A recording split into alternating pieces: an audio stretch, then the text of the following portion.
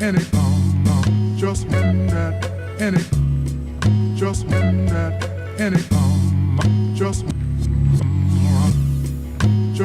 that, when it comes down on you, you either collectivize or you run like a solitary rat. Mineral Monday. Recording in I drank progress. a gallon of spring water on Sunday. Parked outside of customs waiting for this cargo plane to touch down on the runway. My hustle legal now, I just ain't put my gun away. They say it be here any minute, it's running late. Feel like a paid in full, re-up on a ton of yay. 100 pounds of that sea moss, I'm about to run a play. Sell it wholesale, retail, cause I ain't come to play. You can get it raw or jail, now how you wanna pay? 100 pounds, brung me 100 thou. Hit the plug number now, tell them send another one my way. Been on a triple or double, whatever come my way. We eating good, no dead animals on my plate. Slide in a vegan restaurant like I'm on my skates. She told me it's gonna be a 30-minute longer wait. I eat up every crumb, ain't nothing going to waste. You don't gotta wait for me.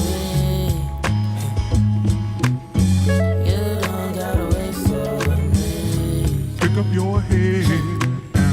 You don't gotta wait for me. You don't gotta wait for me. Pick up your head and look. Everything gon' be alright. You got another thing coming. Just wait for the sun to arise. You got another day. Everything gon' be alright. You got another thing coming. Just wait for the sun to arise. You got another day.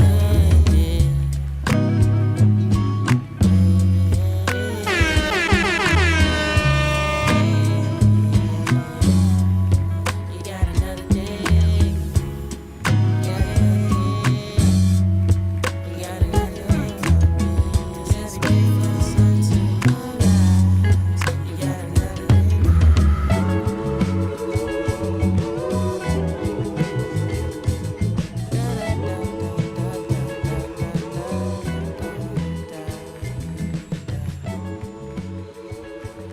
All right. Peace and love, everybody. We made it through another week. Well, another work week.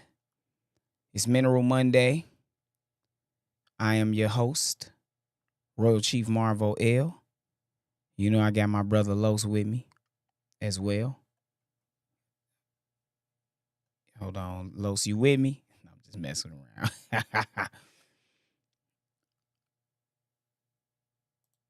There we go. Yeah. What's up, my brother? How you? Everything good, my brother. Everything great. Oh, that's what's up. Man, I got me some good old water over here. Let me just tell y'all. I went to Whole Foods and got some Icelandic water. And Oh yeah.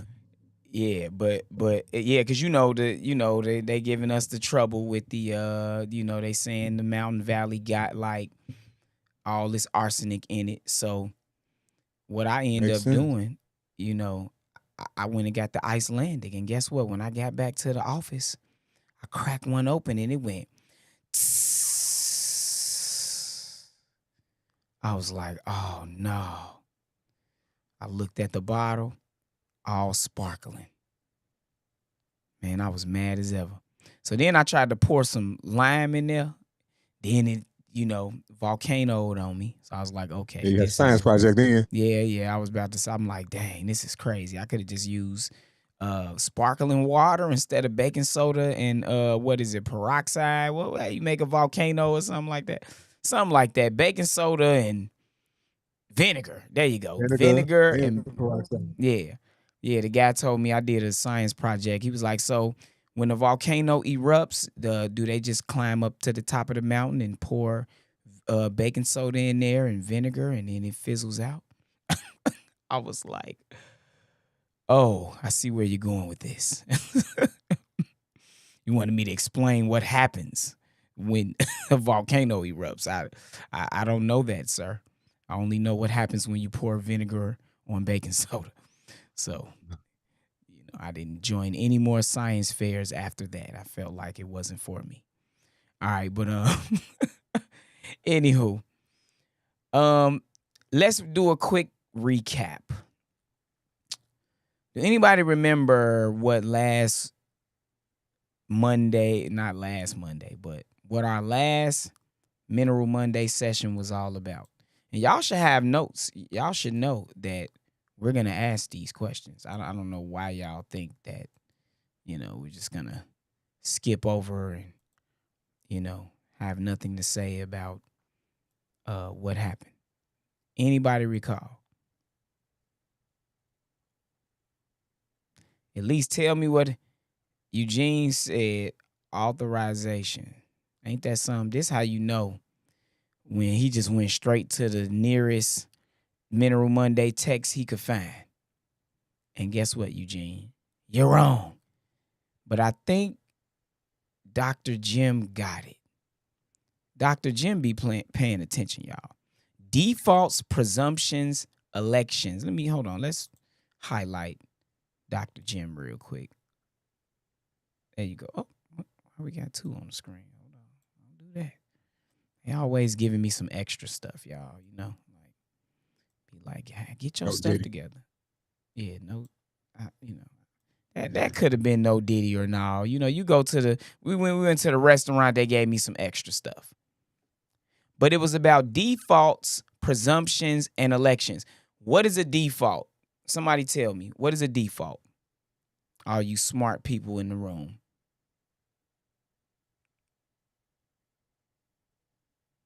Man, I forgot to load my Jeopardy sound up. Oh man. Doom, doom, doom, doom, doom. So which man would play? I know. That would be great. Default is when they assume the initial position that they put you in. That's your default.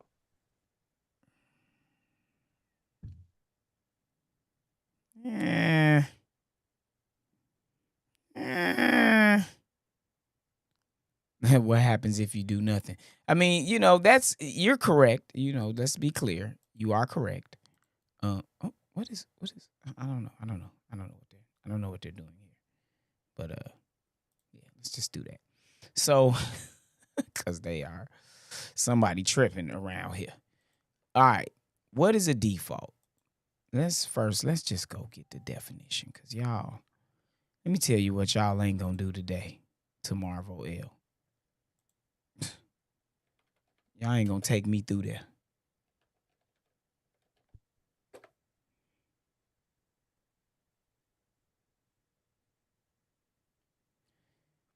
All right. Do anybody want to try again before we pull up the actual definition? Anybody? You have multiple answers in the chat. Oh, y'all got to start talking. Y'all. I'm tired of this chat stuff. Failing to do something or complete something. The mode you fall in when you don't choose, when you fail to fulfill a contractual obligation. Okay, that is definitely a definition. This is how you know when. See, y'all tell on y'all self with y'all answers. Just so y'all know, y'all tell on y'all self. How, Sway? How you say, Sway? Well, I'll tell you. It's real easy to figure this out.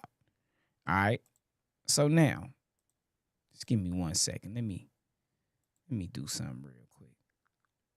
Oh man, I just thought about that. That's why I can't do that. My bad. My audio, I switched to my car. I don't know if y'all heard me, but I said failure to fulfill an obligation. Right. Okay. Yeah. We did hear that, but I wanted the default in reference to what we actually not that one. What we actually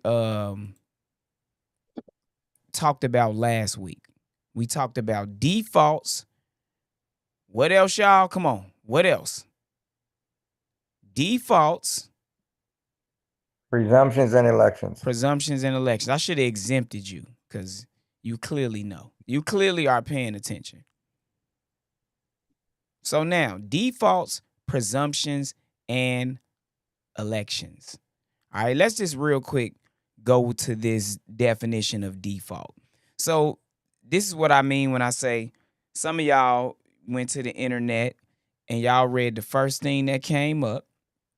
We're going to make this real large so everybody can see it. All right. So it says a failure to fulfill an obligation, especially to repay a loan or appear in a court of law, which is correct. Whoever said that, it's correct. But in relation to status correction starts in the mind, it is incorrect. All right. Number 2, somebody with a lovely voice, please help us read number 2, preferably a feminine voice. Don't be scared. And don't all you beautiful ladies come off mute at one time. Hey, look, they be like default. Well, the word D means to take away, so it means away from the fault. All right, go ahead. Somebody with that beautiful voice. I heard somebody about to come off. A pre-selected option adopted by a computer program or other mechanism when no alternative is specified by the user or programmer. Oh. That should have been a bomb drop right there. A pre-selected option adopted by a computer program or other mechanism, right? We already know what we're dealing with when we deal with another mechanism. When no alternative is specified by the user or programmer. And I like this definition because this definition really just opened the door for a lot of things that we're going to be talking about that we did talk about in the last Mineral Monday. But it says when a pre-selected option adopted by a computer program, you can scratch the word computer out and put program, and it says other mechanism. That can be when you filling out forms to become a taxpayer. That could be so on and so forth. When you're enrolling in an institution, when you're signing a contract or whatever. This is the default selection when no alternative is specified by the user or the programmer. So now you could be user or programmer based on this particular definition. Me personally, I would lean more towards being the programmer because I'm going to program you to understand who or what I am and what I stand for and what I represent. All right. But doing nothing will put you in this. You got, like I said, y'all were correct. You didn't have it all the way wrong, but it just wasn't the answer that we were actually looking for. All right. But thank you guys for your participation because we need that participation. I be ready to go to sleep. Y'all ain't gonna be just having us. Me and Los done decided that we're not gonna just let y'all work us to death and then y'all don't, participate. So we will just play Mineral Monday over and over again until 9 o'clock. Y'all all know the lyrics better than me. All right, so I'm glad we got that out the way. We know what a default is. Now we got 2 more, y'all. What is a presumption? What is a presumption?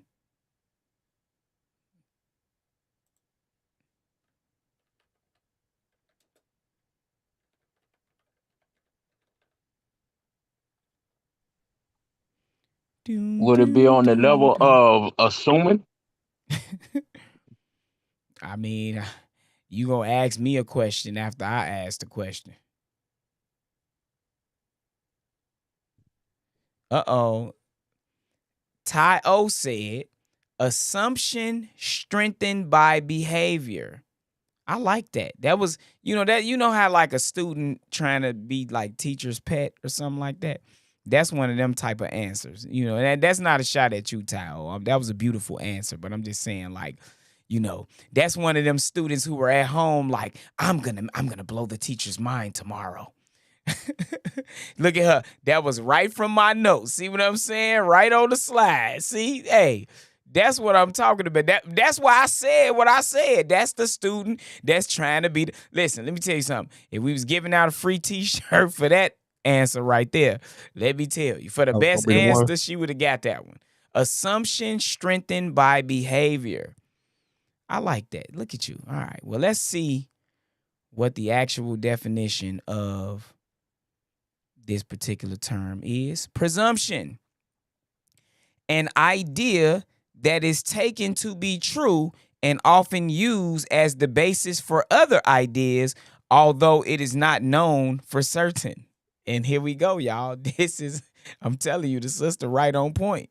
It's an idea that is taken to be true. I assume that you are a subject citizen because you signed this contract like a subject citizen and you didn't object to any of the facts in this particular contract that would render you as a subject citizen. All right. And often used as the basis for other ideas. Like, since you a subject citizen, I can just come take your property from you. I can go in your pockets, take your money, i.e. your bank account, so on and so forth. Your children. Your children, even better. I can take your children from you, although it is not known for certain. It's not even known for sure if this is the case. That's what's crazy about this. All right. Number 2, behavior perceived as arrogant, disrespectful, and transgressing the limits of what is permitted or appropriate. He lifted her off the ground and she was enraged at his presumption. All right, we're not talking about that one clearly. But number 1 is the one, an idea that is taken to be true and often used as the basis for other ideas, although it is not known for certain. And a lot of us go out just signing contracts, et cetera, and we find ourselves in situations as such. All right. Y'all know what it is. All right. Number 3. What's number 3, y'all? Elections. What is an election? What is an election? Deliberate assertion of status or how you should be treated. Hey, Dr. Jim, man, what you on today, man? Hey, he be going. He What on are it. you on today? You clearly didn't come to play. Can you repeat that one more time? Let's see how sharp you are. Hey, that was no pun intended. No pun intended. Because y'all got to understand his last name is Sharps. But go ahead. Deliberate assertion of status or how you should be treated. Deliberate assertion of status or how you should be treated. And how you should be. And or. We'll just say and or how you should be treated. All right. I like and. I like and too. I like and as well. So let me just let's pull up the definition. Now, again, definition of the word ain't always on point with where we at. But nonetheless, election, a formal and organized choice by vote of a person or a political office or other position. Yeah, by vote of a person for a political office or other position. And then the action of electing or the fact of being elected. Now, I could go a little further. Let me see.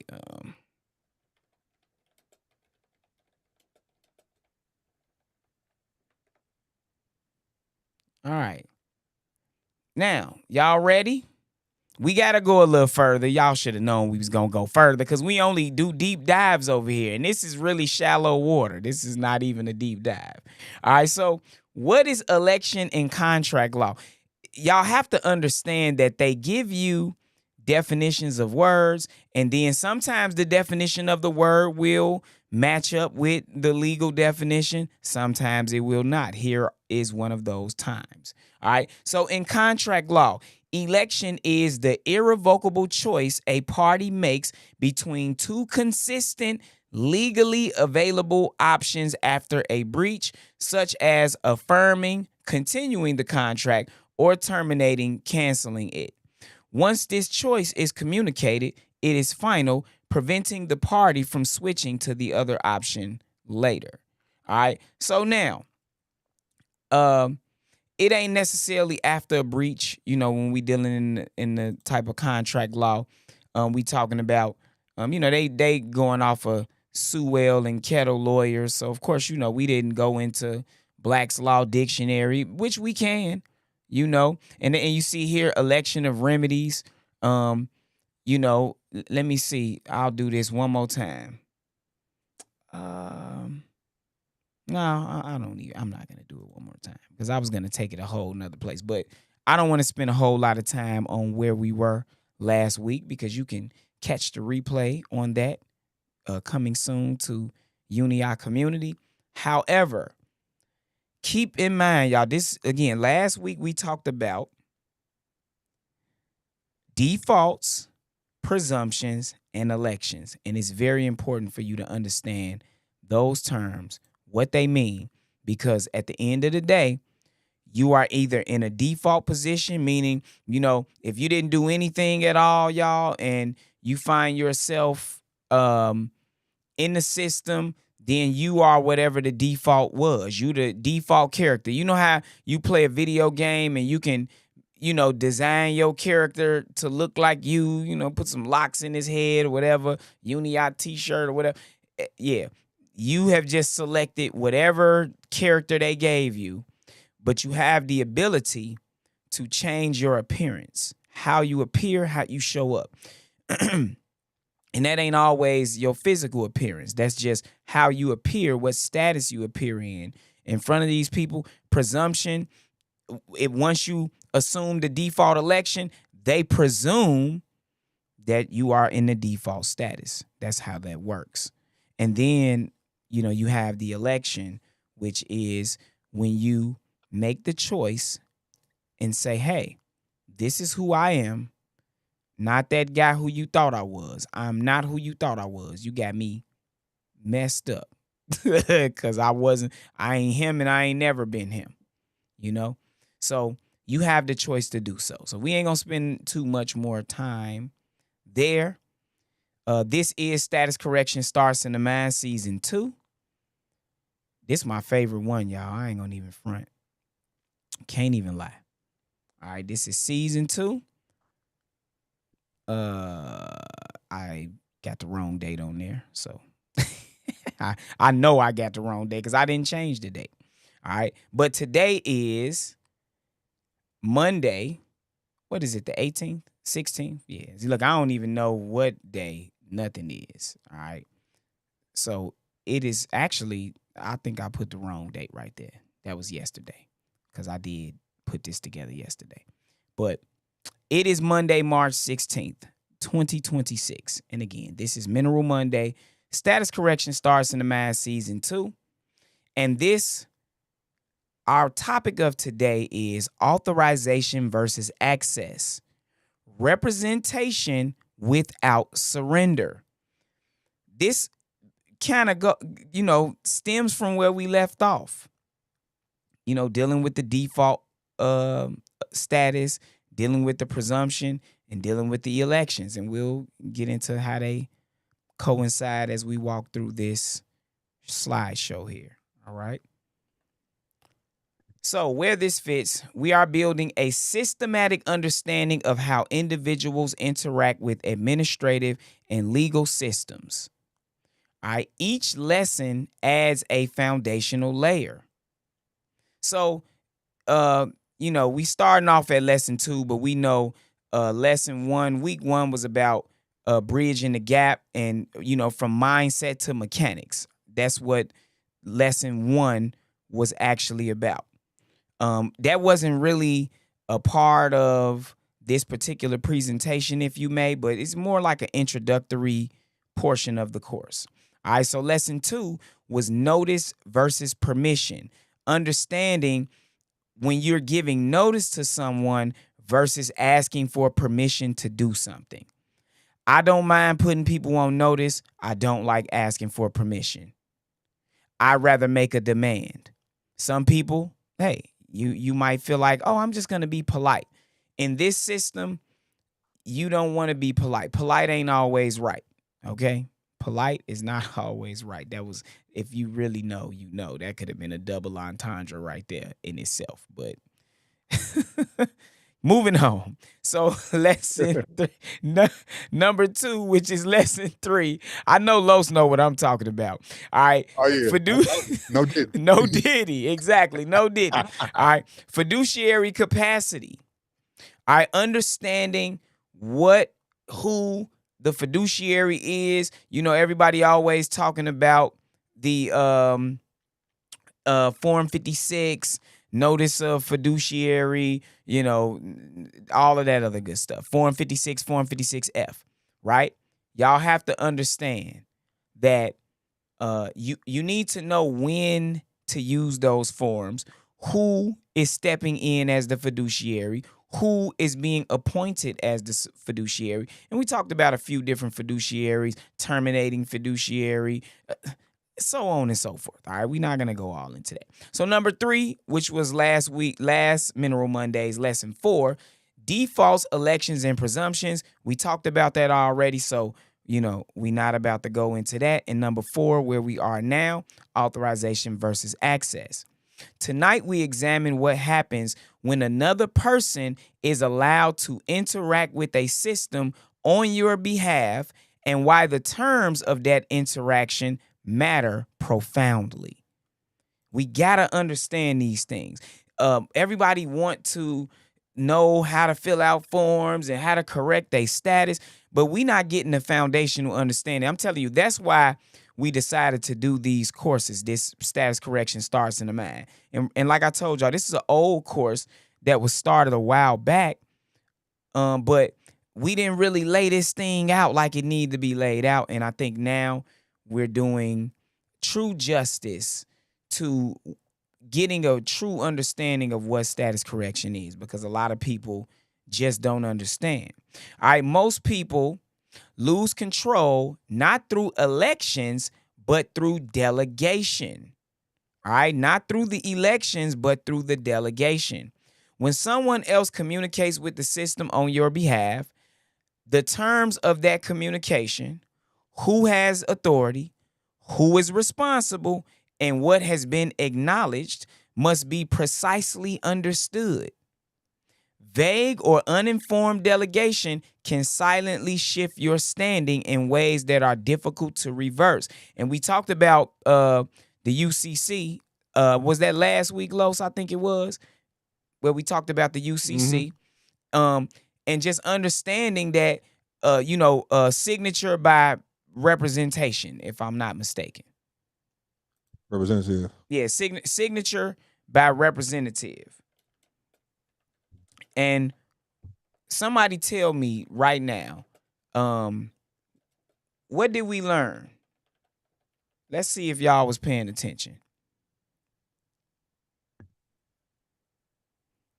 That's UCC 3 dash. I always want to say 204, so I'm gonna say 402 this time.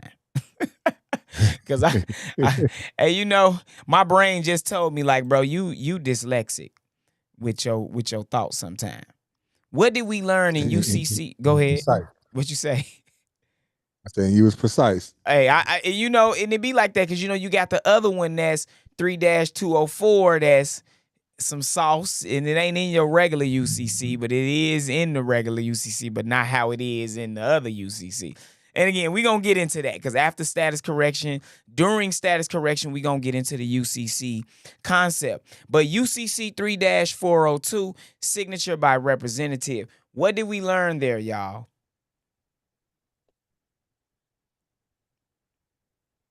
Come on now. Y'all making us look bad. This was just 2 Mondays ago. We gonna have to go back to every Monday. It was just 3-4 years ago. We talking about. In perpetuity. We've been talking about this forever. We've been showing this forever. All right, since y'all don't remember, we cannot go forward. Not even Dr. Sharp. Called him out. Now he been. All right, look at you. It's all good. So UCC 3-402, signature by representative. And I want to read this because it goes in cohesion with what we're dealing with here when it's telling us that When someone else communicates with the system on your behalf, the terms of that communication, who has authority, who is responsible, and what has been acknowledged must be precisely understood. Vague or uninformed delegation can silently shift your standing in ways that are difficult to reverse. So I want you to see this, right? I want you to see this because what that slide that we just read, what we just read there, it is straight out of UCC 3-402. And that's what we do. We put these courses together and we make sure that it is fully and thoroughly expressing the thought that this law or this particular uniform commercial code, you got codes, you got laws. We'll go into the difference between those things at another time. The acts, you got The statutes. acts, yeah, statutes, there's so many different things. But nonetheless, we want to show you that everything we teach you is straight from the law. All right. So, if a person acting or purporting to act as a representative signs an instrument by signing either the name of the represented person or the name of the signer, the represented person is bound by the signature to the same extent the represented person would be bound if the signature were on a simple contract. If the represented person is bound, the signature of the representative is the authorized signature of the represented person, and the represented person is liable on the instrument, whether or not identified in the instrument. Strong with that. So if somebody signs for you, for us, by us, you got the FUBU signer on your team, then you are liable if they are signing as the authorized representative. It's the authorized signature of the represented person, which makes them the authorized representative. So B, if a representative signs the name of the representative to an instrument and the signature is an authorized signature of the represented person, the following rules apply. 1, if the form of the signature shows unambiguously that the signature is made on behalf of the represented person who is identified in the instrument, the representative is not liable on the instrument. Now look at that. Ain't that something? So if the signature shows unambiguously, meaning there is no room for doubt that the signature is made on behalf of the represented person, I'll give you an example. If I'm operating as a power of attorney for Los, I'm going to sign by L, Marvo, authorized representative, or TTEE, or POA, power of attorney. That's how I'm going to sign. And guess what? When I execute that or agent, authorized agent, and when I sign that particular document, that means that the represented person, who is Los, is liable. But guess who ain't liable? I'm not liable as the representative. All right. Subject to subsection C, if 1, the form of the signature does not show unambiguously that the signature is made in a representative capacity, or 2, the represented person is not identified on the instrument, the representative is liable on the instrument to a holder in due course that took the instrument without notice that the representative was not intended to be liable on the instrument. Look at that. So if you don't sign in your proper capacity, it can be the difference between you being liable and you not being liable for something. So, we ain't going to spend all day on that. We could make a whole course about this one code right here, UCC 3-402. Hey, y'all, so strong we talk about it on the retreat. For sure. Ty O says, what about forgery? Well, let's talk about it. I don't know why this is why they be having these double things popping up on me. But anywho, what did we just read? If you can't be liable if you didn't do it. So that's kind of what it boils down to with that forgery concept. Okay, what they doing over here? Okay, I see. Let me delete all this. I gotta go back and clean this up because I see what's going on. When I switch to the dual, yeah. All right, so moving on. Representation versus access. Two foundational concepts that are frequently confused with serious consequences. Understanding the distinction is the first step toward maintaining control of your position. All right, representation, represent, represent. Keep that in your mind. Someone speaks for you. They act in your name, make statements, and carry the authority of your position into the system. Representation involves authority. All right. Representation involves authority. When you have someone representing you, you give them the authority to represent you in whatever capacity that they're representing you in. All right. Access. Someone can view or receive information.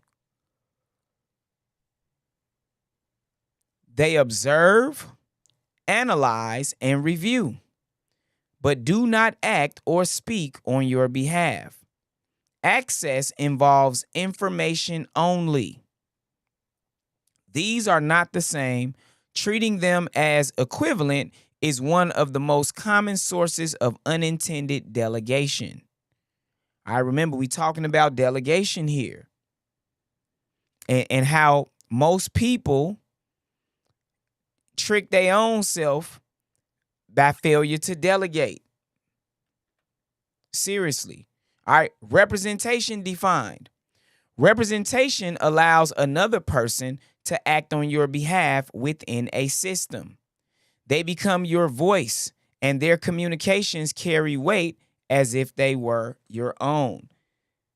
Example of this, of course, is power of attorney, as I mentioned before.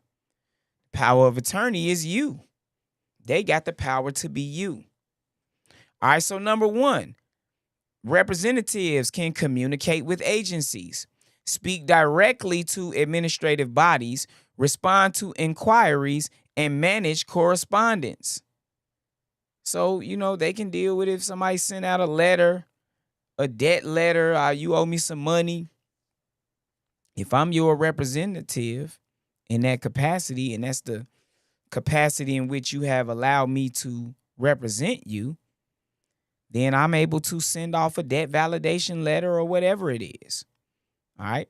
Representatives can negotiate positions, advance or concede positions in negotiations affecting your standing or liability. So it's very important to understand when you have someone representing you that you could potentially be liable for their actions. Whether or not you knew, people's favorite thing, I didn't know. Well, you better know because a lot of times, hey, what they'll tell you, ignorance of the law. Is that what you just said? It's no excuse. Okay, I ain't even hear you, I promise, but that's where I was going with it. So we on that same frequency. All right. So representatives can respond to notices, issue formal responses that may constitute admissions, agreements, or rebuttals. Same thing I said when we dealing with the credit repair. All right. Representatives can make representations, state facts or positions that the system will treat as originating from you. Representation carries authority. Every communication made by a representative has potential legal and administrative consequence for you. Very important to know. All right, access defined. Access grants another person the ability to view, receive, or review information without conferring the authority to act, speak, or respond on your behalf. Access is an observational role, not a representative one. All right, so with access, One may be able to receive documents, obtain copies of notices, filings, or correspondence directed to you. They may also review records, examine account history, filings, or administrative records on your behalf, analyze information, interpret data, and advise you without engaging the system directly. Access does not grant authority. A person with access alone cannot legally bind you, respond to a notice, or alter your position within a system. Why are we mentioning all of this, guys? Give me an example of something that you would need. If you gave somebody access, right? Or I'm my fault. When is a situation where you can give somebody access and not the authority to represent you? There we go. Tax purposes. Yeah, for tax purposes, but give me an example. Like, give me a scenario. You are correct, though. You are right, rather.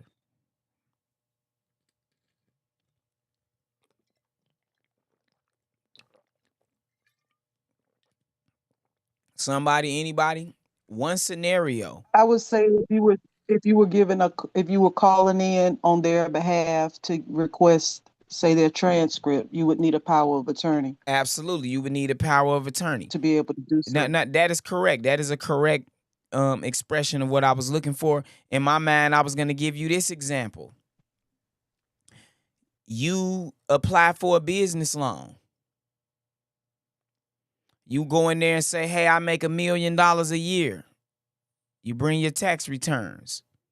The bank say, okay, cool. We willing to do that. Fill out this form 4506T. What is a 4506T? Somebody real quick. It's dealing with your taxes, giving somebody the permission to look at your taxes. So it goes back a number of years, so it's your transcript information. But what does it grant? It's a one-word answer. Access. That's what we're talking about. It grants that particular bank access to your tax returns for your business so that they can evaluate whether they want to give you this money or not based on said tax returns. All right. So that's another form of access. Why this matters. When access and representation are conflated, the consequences can be serious and difficult to undo. What begins as an attempt to get assistance can quietly become a transfer of control. All right, number one, loss of communication control. Another party begins speaking for you without a clear grant of authority or beyond the scope of one. We don't want that problem. All right, number two, unauthorized responses. Replies or submissions made without your knowledge may still bind you in the eyes of the system. All right, so you have to be clear on what's going on. And of course, if you got a fraud situation, there are forms you can fill out with the IRS. If it was taxes, with FTC, it's so many different things you can do when it comes to that. All right. Number three, unintended admissions. Statements made by a representative can be treated as your own acknowledgement of facts or liability. And imagine that. It can be treated as your own acknowledgement. Did you know that it was 100 bricks in the trunk? You can do something that'll give you an unintended admission if you gave somebody authority to represent you. All right, number four. I know that was a heavy one. Expanded exposure. Actions taken beyond the scope of access may open new areas of inquiry or obligation. All right. Clarity protects your position. Knowing exactly what authority you have granted and to whom is not optional, it is essential. And this is an important thing to understand, especially access, because a lot of people have access and they act like they have authority to represent. And I mean people in the system. Delegation allows another party to assist you, handle documents, analyze records, coordinate logistics, without being given the authority to speak or act for you within the system. It's the what? And what happened? And what they do? We be all in your business if you come off mute in the Zoom room. You better watch that mute button. This is being recorded. We are not editing your social security number out. So, all right, one more time. You said what? I'm gonna highlight them and make them the screen. Oh, for sure. Delegation allows another party to assist you, handle documents, analyze records, coordinate logistics, without being given the authority to speak or act for you within the system. Delegation preserves your control. Delegation preserves your control. Representation transfers communication authority to another party. They now speak in your name. Oh, don't this sound familiar? What this sound like, y'all? Come on, somebody help me out. What does this sound like? Their statements, admissions, and positions carry the same weight as if you made them yourself. U.S. politics. That's one. But I was talking about a more, Attorneys. Yeah, attorneys. Attorneys, for sure. Officer of the code, huh? Officer what? Officer of the court. Of the court. Well, I like attorney better than that. I mean, if they appoint a representative, you know how they say, if you can't afford an attorney, one will be appointed. Who has the authority to appoint on your behalf?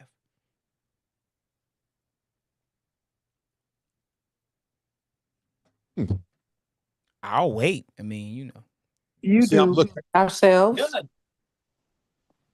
The judge. And why does the judge have the authority to appoint on your behalf, Brother Emmanuel, Dr. Emmanuel? Because he's supposed to represent it. He's supposed to be our trustee. You right, but that answer is that's a loaded response. That's a loaded response. We could have made him the fiduciary. We could have made him, because that's the capacity that he probably might be acting in. And it depends on what they're trying to do. But first thing that would cause that to happen is that your paperwork didn't precede you. Mm-hmm. Because if your paperwork didn't precede you, then what didn't you establish? What are some of the things? Part of a trust, but you already had a trustee. No. Capacity. No. There go one. That's one. Control. Authority. Control. You no Authority. longer have control. Well, yeah, authority. You want to go in there and express authority. When you go drop them papers in the court like I'm finna go do tomorrow for the case that I got on Friday, I'm expressing authority. No, that's a fact. My authority to represent. Authority, they gonna know they gonna know that come with capacity. For sure. But they wasn't wrong. That's all they was right. But the word is authority, y'all. Y'all got to understand, this is what we talking about here. Access versus authority. Everything is relative to the course or to the lesson that we in. All right. Representation transfers authority. This must be intentional, clearly scoped, and revocable. So if you go into a court and you have not expressed who you are, what capacity are you standing in? Ooh-wee. Come on now, relative. Whoever get this one correct, you got a free t-shirt coming. You subject to whatever they got coming to you. I don't like that Incorrect. answer. Surety. Award.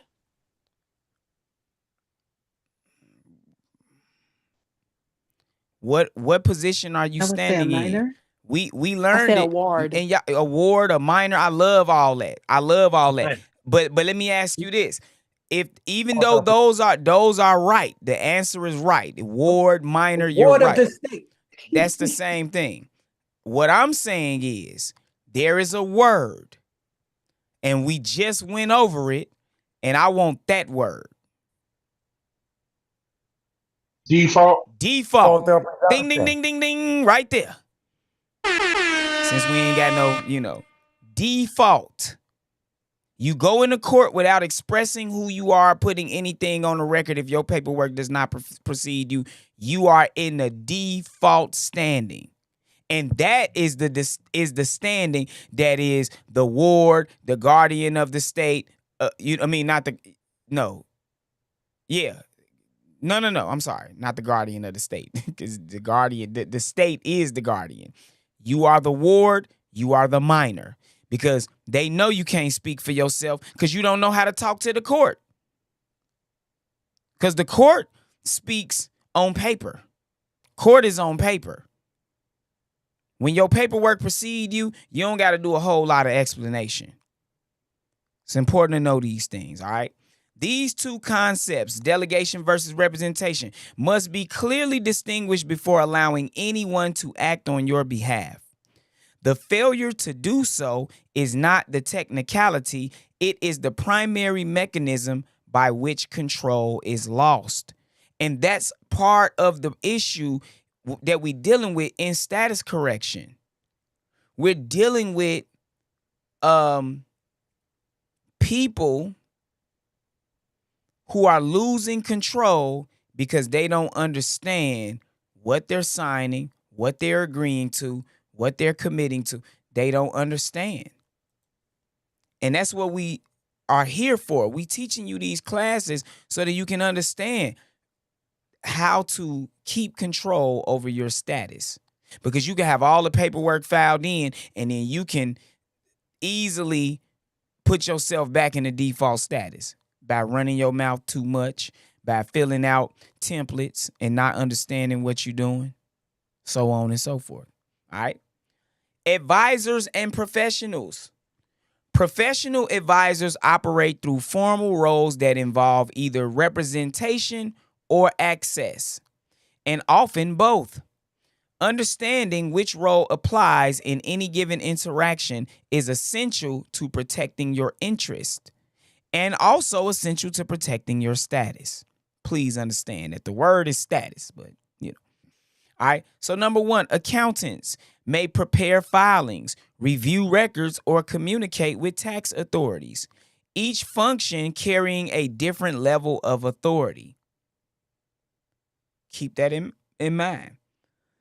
Sometimes you give your attorney or your accountant power of attorney, then they can act like you as it pertains to your tax matters. All right. Number two, attorneys, typically authorized to represent, meaning their communications and positions legally bind their clients unless clearly limited. You can have an attorney.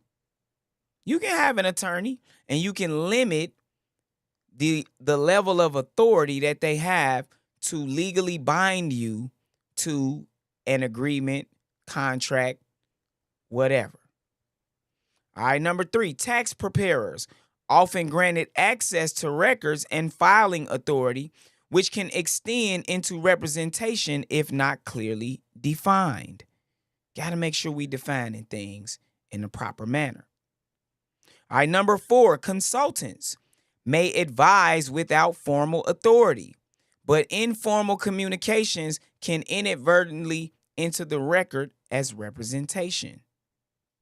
All right, so they may advise with formal authority, but you got to watch out for informal communications. That's why everything has to be defined down to the T. There can be no room for ambiguity. All right. Why authorization exists. Administrative and legal systems do not assume that a third party has the right to speak for you. Why do you think every time you call the IRS on behalf of somebody, they gonna ask you for some paperwork? How do I know? You go in the bank and say, I'm here to go in my grandmama account and take some money out. They gonna call your grandmama and the police. You gonna get beat up and you going to jail. You gonna get the double time. All right. Formal authorization is required precisely to protect the individual and to establish clear, documented boundaries around who can act and in what capacity. All right. So you have here at the top, who can speak. Authorization determines who can speak on your behalf. You may not want the person who can speak on your behalf to have the authority for number 2, which is who can receive. Or you may want A to, receive on your behalf, but you may only want B to speak on your behalf. These are things that need to be clearly defined. All right, number 3, what authority exists, what they are able to do. Oh, you able to handle all of these tax matters.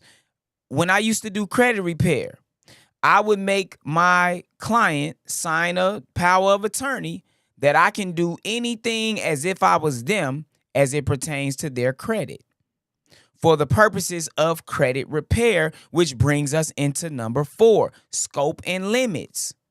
So the authority, number 3, was you got the ability to do anything as it pertains to my credit as if you were me. The scope and the limitations were what?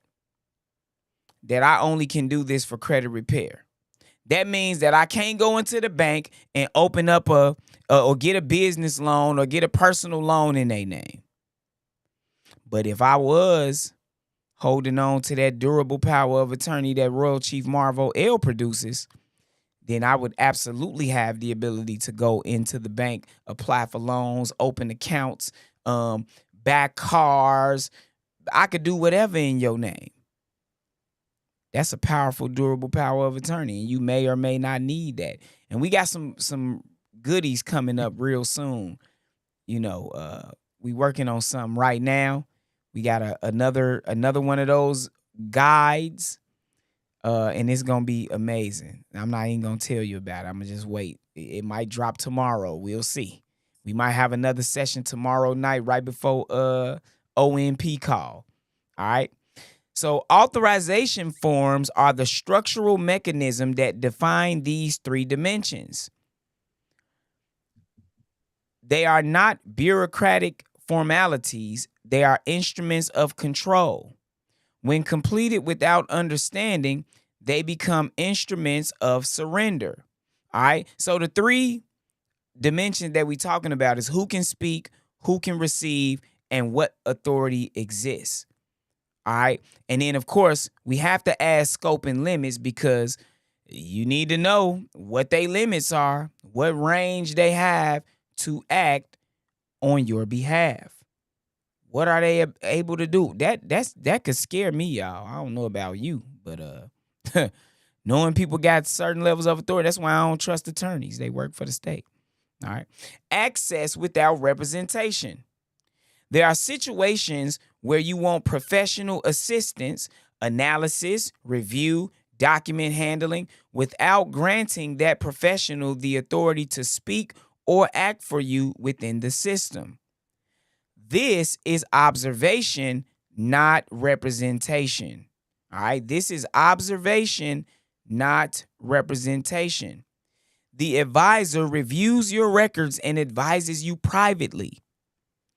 You retain the authority to respond, submit, or engage. You don't have to do anything if you don't want to. No statements are made to the system without your direct authorization. Somebody with access better not be making statements to the system on my behalf, because I'm going to be like, I don't recall. You're going to have to show me. and prove it. All right. Hey, Los, I just saw what you sent me. I promise. Oh, That's crazy. Let me go ahead and send this on over. Cause let me tell you something about me. We gonna load this up right away. All right. So this distinction is critical. An advisor who crosses the observation from observation into communication, even with good intentions, may bind you without your knowledge. That's why it's good to have them under a contract, because if you step outside of the scope and range of what I have allowed you to have, what happens, y'all? We just read it. Hint, hint. So please don't make us look bad in front of all these people.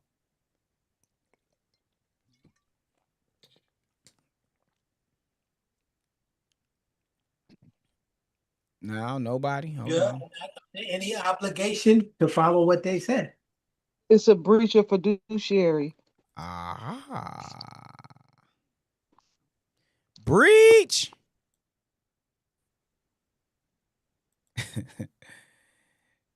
Hey, Lo sent me Jeopardy.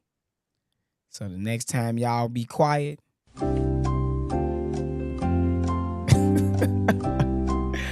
next time y'all quiet is going up.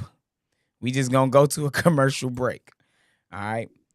So yes, if it's a breach of their responsibility, their fiduciary responsibility, what else does it mean? It's one more thing that it could mean. Or what are the consequences? It can bind us without our knowledge. It could, but I'm saying if somebody did that without your permission and then you found out, You wouldn't be held liable. you would not be You can held liable. sue. You can right. It's so many things you can do, but what I was looking for is you won't be held liable because they acted outside of the scope and range of what you have given them the authority to operate in. all right, but let's say this though. Depending on what they do, it won't be like acting like you won't have to unravel some of the stuff that they done. It might already come at a credit card that been maxed out. Oh, for it sure. might come at all of this stuff. For So sure. just be prepared to unravel it and be able to state your claim and fight your fight, because it's gonna be a fight. That's a fact. That's a fact. 'Cause I done had people go do stuff. All right. Revocation of authority. Hey, y'all, this important. Hold on. Let Andre. Recording in progress. Cut one on mute. Cut one down. Cut the volume down on one of them devices. All right. Revocation. Hey, 'cause if it's that easy, I'll just say, hey, no, that wasn't me. Okay, cool. All right. It's not that easy. It ain't always that easy, but sometimes it is. Hey, sometimes it is, Lo. Depending on what it is. who we dealing with. Yeah, for sure. Nah, for sure. Because Wells Fargo ain't going. They like, what? I ain't trying to hear that. Going. They do false credit card applications. Hey, that's a fact. Going. They ain't going. I'm trying to tell you, they ain't going. You're going to have to go to war with them with epic proportions. All right, revocation of authority. Authorization is not permanent. What has been granted can be withdrawn. Understanding this is essential to avoiding long-term dependency on third parties whose interests may not align with yours or may no longer align with yours. They may have been on point at first, and now you like, dude, you tweaking. We not. Hey, you mind if I search the car? You mind if I search the car? I do mind. Yeah, I ain't got nothing in here, man. Sure, go ahead. All right, exactly. Then they get to searching, and then bro, they no, get you doing too much, right? Oh, no. I don't consent your no more. your authority to search my car has been revoked. I expressly revoked the authority that I have just recently gave you to search my car. You must cease and desist all search activities at this very moment. Just like that. Revocation of authority. All right. Number one, understand what was granted. That's the prime example, because there you go right there. Review any authorization forms previously executed to understand the scope of authority currently in place. All right, number two, issue formal revocation. Authority must be revoked through a formal written instrument directed to the relevant system or agency. And let me tell you, if I gave you a verbal consent, then I can revoke my consent verbally. That's why we ask the number one question. What you gonna ask an officer if you give them consent and then revoke some consent? What you gonna ask them before you do that? Let's see who thinking on their feet. That's crazy, because I was gonna say that earlier. Well, I was going to mention about the body camera being on. Hey, I know that's right. Brittany Hodge been to a bulletproof, she been to a warrior workshop. Not quite a retreat, Yeah. but I was at the you point rubbed five. off on it though. Yeah, Point five. she got, you said you what now? What you do, Brittany? I think we said something like it was like 0.5 or something like that. Like half. Yeah. So yeah, but that's what it is right there. Is your body cam recording? Oh yeah, so good. Is the audio working? I'm talking about, I might ask another question, because they'll record. Oh, it's recording. Is it audio and video? Turn the microphone on, because I want this to be duly noted. I would like it to be duly noted that I do not consent. All right, number three, reestablish direct control. Once revoked, you resume direct communication responsibility and must be prepared to exercise it clearly and competently. Understanding revocation prevents dependency. No professional relationship should persist beyond the point where it serves you clearly I'm sorry, let me read that again. My brain was distracted. I'm thinking of so many different things right now that I was about to say after reading this. All right. Understanding revocation prevents dependency. No professional relationship should persist beyond the point where it serves your clearly understood interests. All right. If it is not beneficial for you, we gonna get up out of there. That's how we say it in Chicago, so I had to say it like that. I got up out of there. Got up out of that jam. We roll. I don't know why we roll it because that's letting you know that was about the hairs on my chinny chin. Boy, I got up out of that jam. That's a fact. I had to get up out of there. But yeah, listen, y'all, revocation of authority. When I fill out a power of attorney for the IRS 2848 form, do y'all understand that I'm going to attach a power of attorney affidavit that I have notarized, signed and notarized.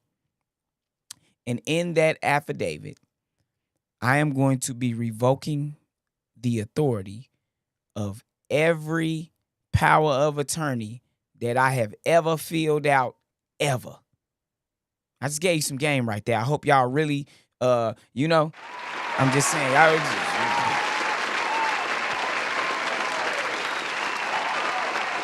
all right, I appreciate y'all. Thank y'all. That was also for Los, what he dropped in the chat. But you got to be in the live room to get the things that we really drop in the chat. All right, if you on the live, tap in, tap into the community. That's where we'll post the replays, and, we can go from there. All right, so moving on. Status correction requires clarity, discipline, and intentional action. Status correction requires clarity, discipline, and intentional action. If you don't have clarity, if you're not clear on what's going on, you could never understand status correction. If you don't have enough discipline and control, restraint to not do something when you don't understand the true ramifications of that which you do, you might be in trouble. You cannot protect your status. All right? And you have to act intentionally. You got to know what you're doing. Blind delegation, granting authority without understanding what has been conveyed, to whom, and under what conditions, directly contradicts the foundational principles of status correction work. Every step in this process demands that you remain the informed principal, not a passive participant dependent on others to manage your standing. Hey, let me read that again, because let me say something. That line right there was just like saucy. Every step in this process of status correction demands that you remain the informed principal. If it ain't in you, it's not going to be on you. No diddy. All right. Not a passive participant dependent on others to manage your standing. That's people who look for templates. Because guess what? Even if you informed, you said what? I say informed mean the form got to be in you already. Exactly. You're in the form. That's how you're informed. But you grabbing a template, how am I doing it when I just got a template? Because guess what? You're depending on the paperwork. So you still a passive participant depending on something else to manage your standing, and you're not managing your standing on your own. You cannot correct your status through a representative you do not fully understand. Operating under authority you have not clearly defined. Did y'all hear what I just said? You cannot correct your status through a representative you do not fully understand. Operating under authority you have not clearly defined. And if you don't know, you can't, how you gonna delegate that responsibility to somebody else? You don't even have a clue. Most of the people who out here on the internet, this is the trap they in right now. Because they listening to people, they signing up for stuff, they letting people execute documents on their behalf. They don't know what's going on. Oh, this the one. This the one. How you know? How do you know? And oh, look at these papers. You know what I'm going to tell them? What am I going to tell them? Somebody read my mind. When somebody show me their papers as proof that they did something, what am I going to say? You do this one. You give me this answer, I give you $100. Oh. What did the paper do for you? Boy, watch how these answer, boy. Hey, you said that you got it. I got the 1 minute sand glass turned over. That is not correct.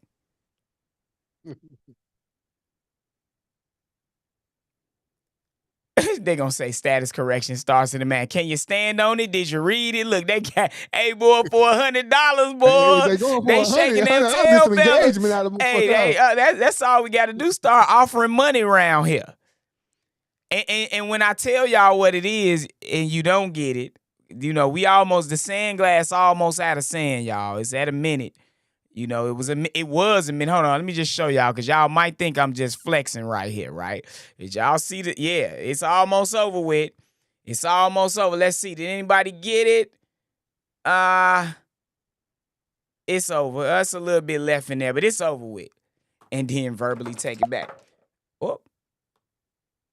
Let me show y'all what it was. Hold on. Let me go back to the presentation. I ain't gonna show you, right? I would say, hey, bro, I know how to work Photoshop. Because most of y'all looking at these proof documents and somebody is real. Listen, you got AI. I could go to AI right now. Watch. Hold on. I ain't even going to do it. I want to do it so bad, but let me see how much time we got. I'll do it in the background. Go on, do it for me, Los. Go ahead. Look, share your screen. Share your screen real quick, and then I'm going to put your screen share in the thing, and then I want you to just continue, and I'm gonna make it in the background. It's ready. I'm gonna come back. Oh, okay, bet. All right. Thank you, my brother. Lowe's about to make. We gonna show y'all how easy it is to trick somebody with AI. Y'all got to stop falling for this. I said if somebody came to you, because Andrea just asked what was the question again, please. Okay, here's the question. If somebody tells you, I did it, and here go the proof. Look at my paperwork.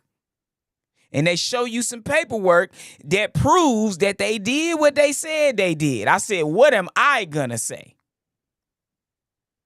Because guess what? You can't prove that you did something just by showing me some paperwork. Prime example. How many of y'all have ever applied for a bank loan and then gave them some bank statements and then they sent you a link to this app called Plaid? Do you know what Plaid is? Do anybody know what Plaid is? Yes. What It's a is it? third party intermediary. It's a third-party intermediary. Come on now, stop trying to sound smart. Tell me what Plaid is. It's basically it allows access to your account. So you can, it's almost like you're doing it. So access Oh, to your account where you can access. see I like, see, this is why I got to ask. A lot of, you know, again, once you know, it be them Uni Bulletproof members that be knowing, and she's one of them, just so y'all know. But they get access to your bank account. So dang, why they couldn't just believe your bank statements? Cause they know how to work Photoshop too. They know what I know. We don't believe you. Dang, you got tax returns and bank statements. They still want the Plaid. Because the Plaid gonna tell them right there. Well, it says here, sir, on your bank statement that you got $150,000 in your account. But when we checked the Plaid, it said you got $1.50 in there. I think you added too many. They must have accidentally added too many zeros when you printed out your statement. I'm just saying, y'all. I don't believe anything. You're not going to convince me by showing me some documents. Now, if you go log into the government system and then you show me something, I might believe you. But it depends on what system it is. If you go to, what's that website everybody thought they was correcting their status on? And I ain't saying don't go there and do that. E-Verify. Wasn't that E-Verify? Everybody was going, I changed my status on everify.com. Like the United States government that killed millions of people and pillaged and robbed and did all the stuff that they did. They just gonna let you out, huh? Just by going online and entering. You gonna just type in a little something on the man, listen, they'll give y'all anything to make y'all sit down and shut up.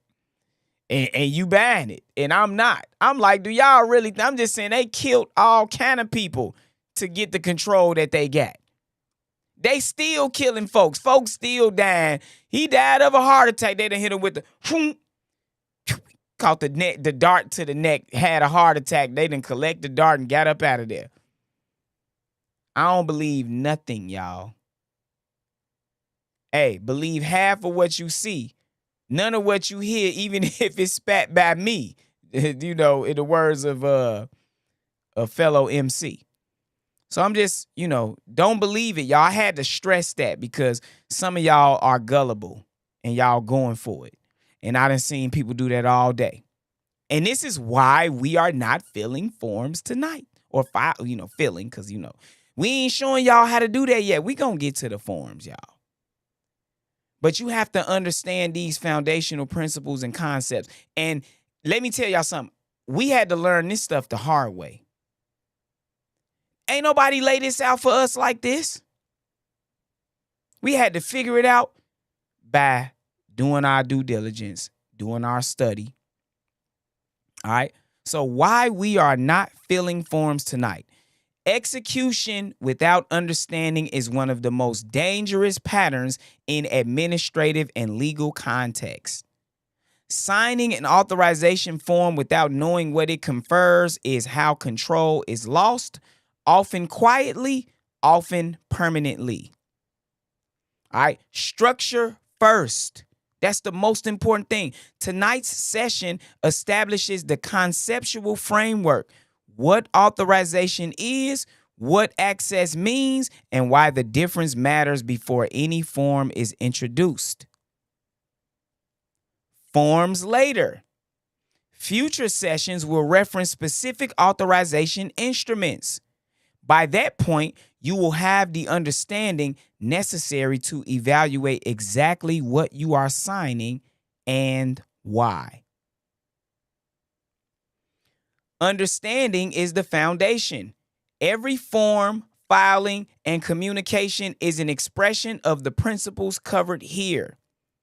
Every form, filing, and communication is an expression of the principles covered here. That's why we got to give y'all this foundational understanding. The structure behind the document is what makes the document meaningful. All right. Access does not equal authority. The ability to view, receive, or review information does not confer the power to act, speak, or bind. We need to know this because that is what we will be demonstrating when we filling out these forms. We will be, in some cases, giving people access, some people granting people the authority to represent. All right. These are distinct grants and must be treated as such in every authorization you execute.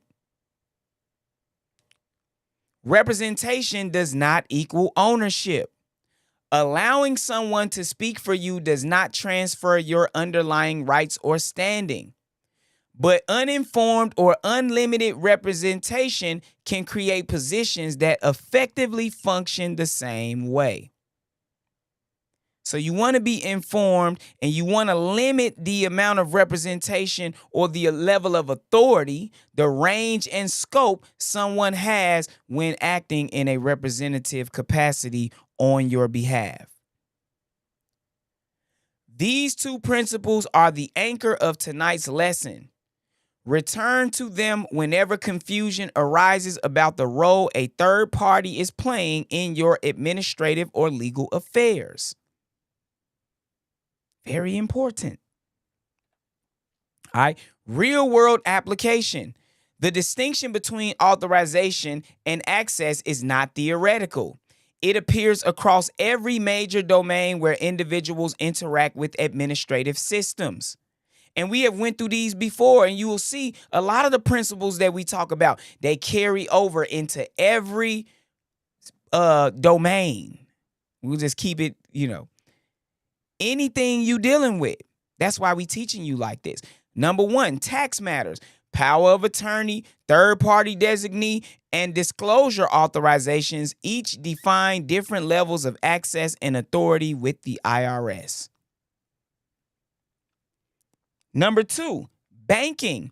Account signatories, authorized users, and power of attorney holders each carry distinct operational authority over your financial accounts. And you have a power. If you got a bank account, you got a power of attorney on file at that bank.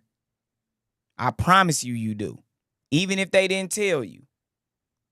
All right, number three, business entities, registered agents, officers, and members may act for or represent an entity with authority defined by governing documents and state law.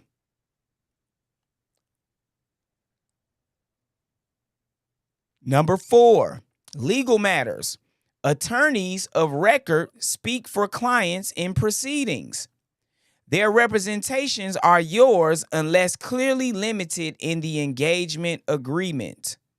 You can limit the authority or the amount of representation an attorney has.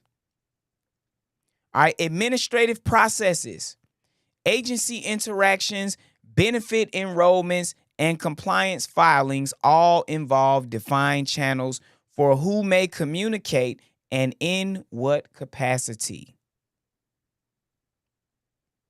Agency interactions, benefit enrollments, and compliance filings all involve defined channels for who may communicate and in what capacity. And a lot of times we don't even know. That's what we're trying to teach you. We're trying to train you so that you have that same vision that we have when we look at